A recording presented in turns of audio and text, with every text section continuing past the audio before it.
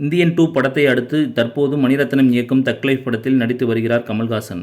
இந்நிலையில் இன்று அவரது மக்கள் நீதி மய்யம் கட்சியின் 2வது பொதுக்குழு கூட்டம் சென்னையில் உள்ள காமராஜர் அரங்கில் நடைபெற்றது.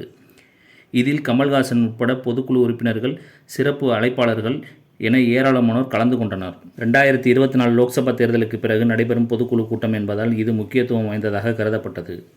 இந்த பொதுக்குழு கூட்டத்தில் மீண்டும் மக்கள் நீதி மய்யம் கட்சியின் தலைவராக கமல்ஹாசன் ஒருமனதாக தேர்வு செய்யப்பட்டுள்ளார். இந்த பொதுக்குழுவில் நீட் தேர்வு ஒழிப்பு, ஒரே நாடு ஒரே தேர்தல் முறைக்கு எதிர்ப்பு, தமிழகத்திற்குரிய நிதியை வழங்க மத்திய அரசுக்கு வலியுறுத்தல் உள்ளிட்ட பல்வேறு தீர்மானங்கள் நிறைவேற்றப்பட்டன. ஒரே நாடு ஒரே தேர்தல் திட்டம் இந்தியாவுக்கு தேவையில்லாத ஒன்று.